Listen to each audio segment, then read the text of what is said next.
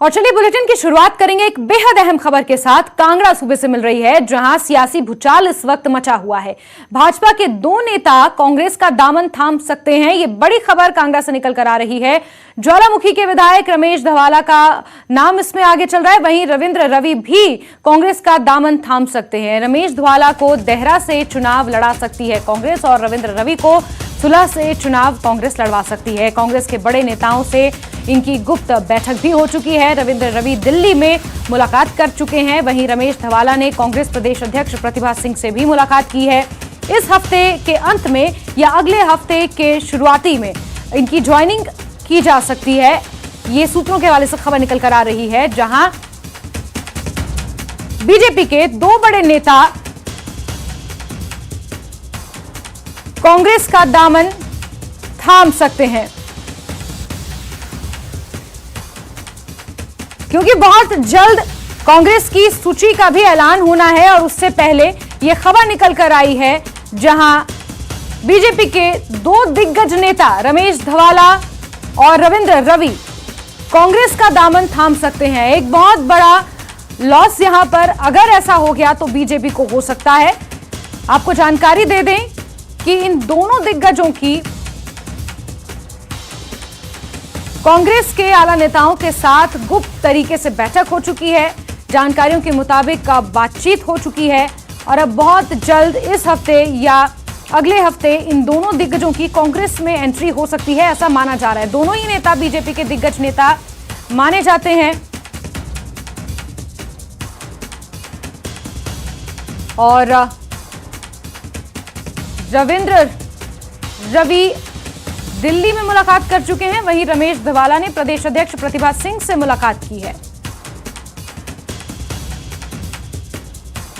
और इस बीच एक और अहम खबर आपको बता रहे हैं, जहां कांग्रेस की स्क्रीनिंग कमेटी की आज दिल्ली में बैठक होनी है।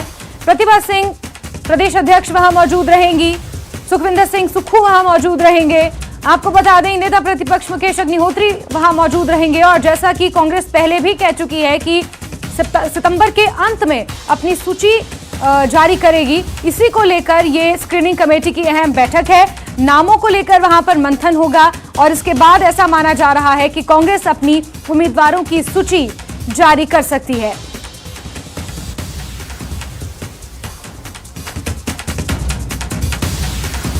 और क्योंकि बहुत जल्द कांग्रेस की सूची जारी होने वाली है, उससे पहले बड़ा भूचाल कांगड़ा में देखने को मिल सकता है। कांगड़ा जिला हिमाचल प्रदेश का सबसे बड़ा जनपद है और वहां पर भाजपा को एक बड़ा झटका लग सकता है, जहां ज्वालामुखी से विधायक रमेश धवाला और रविंद्र रवि कांग्रेस का दामन थाम सकते हैं। अंदर खाने की खबर यह है कि दोनों ही दिग्गजों ने कांग्रेस के नेताओं से मुलाकात की है, गुप्त तरीके से बैठक की है और अब जल्द ही वो कांग्रेस में शामिल हो सकते हैं। भाजपा के दोनों नेता काफी दिग्गज माने जाते हैं, आला नेताओं में उनका नाम शुमार है और अगर सच में ऐसा होता है तो बीजेपी के लिए ये एक बड़ा झटका है। इससे पहले भी रमेश धवाला बीजेपी से जिस तरीके से नाराज थे, वो सार्वजनिक मंच पर देखा भी जा चुका है और रविंद्र रवि भी कांग्रेस का दामन थाम सकते हैं। सहयोगी विचित्र ज्यादा जानकारियों के साथ फोनलाइन पर जुड़ चुके हैं। विचित्र, रमेश धवाला और रविंद्र रवि कांग्रेस का दामन थाम सकते हैं, ये बड़ी खबर निकल कर आई है। सबसे पहले बीजेपी के लिए कितना बड़ा लॉस, और जाहिर सी बात है कांग्रेस तो मजबूत होगी ही अगर ऐसा वाकई में हो जाता है तो।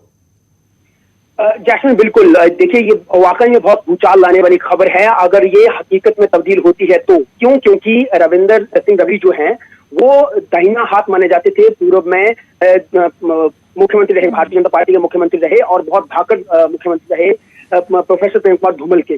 तो अगर वो भारतीय जनता पार्टी को छोड़कर जो है वो कांग्रेस के खेमे में जाते तो जाहिर सी बात है ये इसका मैसेज जो है, इसका संदेश जो है वो दूर तक जाएगा और कहीं ना कहीं इससे भाजपा की चूल्हे सियासी राजधानी कही जाने वाले कांगड़ा में तो जरूर हिलेंगी।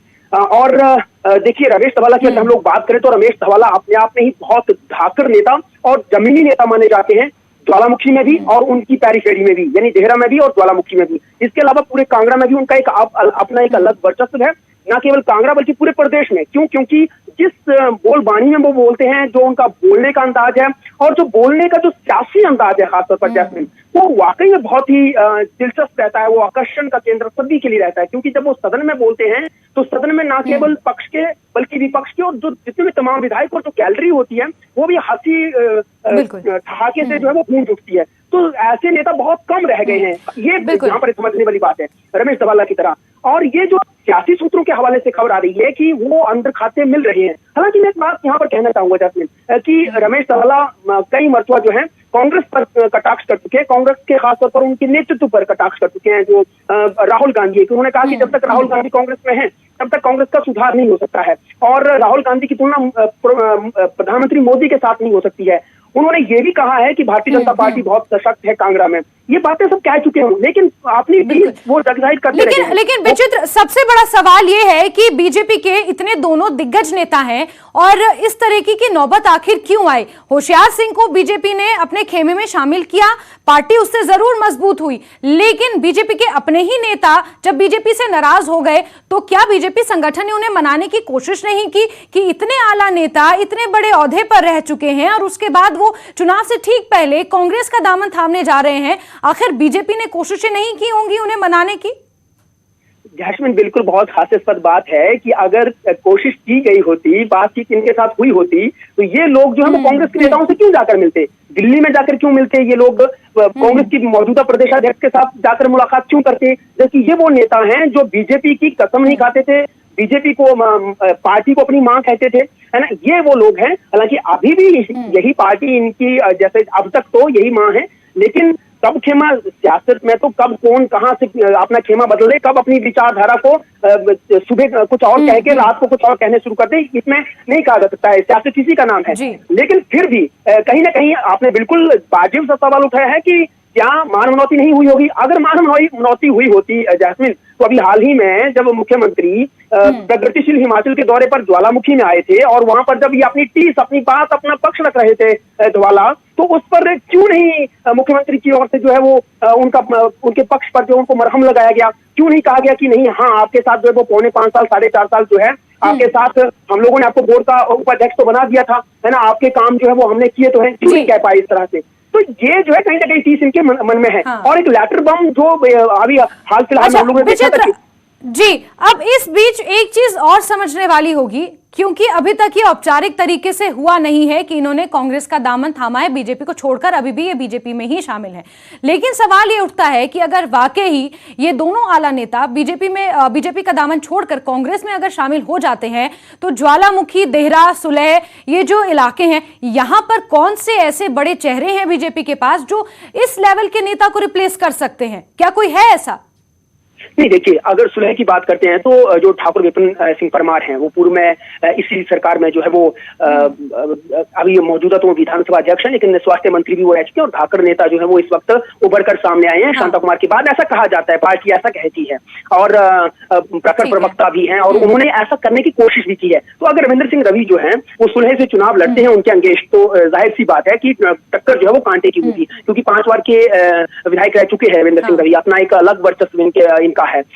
और ठीक इसी तरह से अगर हम लोग देखते हैं तो भारतीय जनता पार्टी अभी हालांकि दोनों ही जगहों पर जो है वो पूरी तरह से स्थिति साफ नहीं है, क्योंकि अगर यहाँ पर देखते हैं, अब ज्वालामुखी में हम लोग देखते हैं तो धवाला ही बीजेपी के अभी नेता हैं और धवाला को भी अभी रिप्लेस करने की उस तरह की तैयारी नहीं की गई है। लेकिन हाँ, जिस तरह से बीजेपी अब नया मॉडल लेकर आई है कि मंत्रियों को कहीं से भी लड़ाया जा सकता है, जैसे विक्रम सिंह ठाकुर की बात कही जा रही थी कि जसवा परागपुर से उठाकर उनको जो है वो या तो देहरा से लड़वाया जा सकता है या फिर ज्वालामुखी से लड़वाया जा सकता है। तो ये जो है आजकल फेरबदल बहुत हो रहा है पार्टी के अंदर। पार्टी बहुत प्रैक्टिकल चीजों में इस तरह से प्रैक्टिकल कर रही है इस तरह की चीजें, और ताकि क्योंकि उनके पास क्योंकि बीजेपी ने ये प्रण लिया है कि इस बार सरकार नहीं, रिवाज बदलना है, उसके तहत बहुत सी रणनीति में भी चेंजेस किए जा रहे हैं, बदलाव किए जा रहे हैं संगठनात्मक तौर पर भी, और बीजेपी प्रदेश में भी इस तरीके के चेंज कर रही है, बदलाव कर रही है।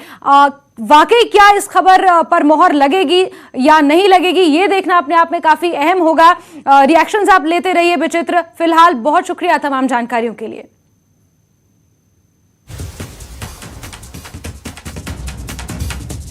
चलिए, बात एक और बड़ी खबर की, जहां दिल्ली में आज हिमाचल कांग्रेस की स्क्रीनिंग कमेटी की बैठक है। इस बैठक में कांग्रेस उम्मीदवारों के नामों पर चर्चा हो सकती है, मंथन हो सकता है। प्रतिभा सिंह, मुकेश अग्निहोत्री, सुखविंदर सिंह सुक्खू इस बैठक में मौजूद रह सकते हैं। सहयोगी रवि दिल्ली से ज्यादा जानकारियों के साथ फोन लाइन पर मौजूद हैं। रवि, स्क्रीनिंग कमेटी की बैठक कितने बजे है, क्या कुछ खास इसमें रह सकता है? जी बिल्कुल, देखिए साफ तौर पर हिमाचल कांग्रेस की एक महत्वपूर्ण बैठक आज राजधानी दिल्ली में होते हुए नजर आएगी। ये बैठक तकरीबन 3 बजे करीब होगी और स्क्रीनिंग कमेटी की जो अध्यक्ष हैं दीपा दास मुंशी, वो इस बैठक की अगुवाई करेंगे। तमाम जो कांग्रेस के स्क्रीनिंग कमेटी के मेंबर हैं वो यहाँ पर रहेंगे इस बैठक में। और साफ तौर पर जो प्रभारी हैं प्रतिभा सिंह, मुकेश अग्निहोत्री, सुखविंदर सिंह सुक्खू, तमाम लोग ये बैठक में मौजूद होंगे। आपको बता दूं कि महज कुछ ही महीनों का वक्त रह गया है, हिमाचल प्रदेश में जो विधानसभा चुनाव होने वाले हैं और चुनाव के मद्देनजर जैस्मिन जो उम्मीदवारों की जो सूची है उस पर चिंतन मंथन आज होते हुए नजर आएगा। किन नामों पर मोहर लगती है, किन तबर दावेदारों को चुना जाता है, ये काफी महत्वपूर्ण होगा और उम्मीद जताई जा रही है कि आज की बैठक के बाद जल्द ही पहली जो सूची है उम्मीदवारों के नामों की वो जल्द ही बाहर आ सकती है। जी बिल्कुल रवि, क्योंकि कांग्रेस ने ऐसा कहा भी है कि इस महीने के अंत तक अपने उम्मीदवारों की सूची कांग्रेस जारी कर सकती है और इसी के लिए ये यहाँ पर मंथन हो रहा है। रवि, नजर आप बना के रखिए।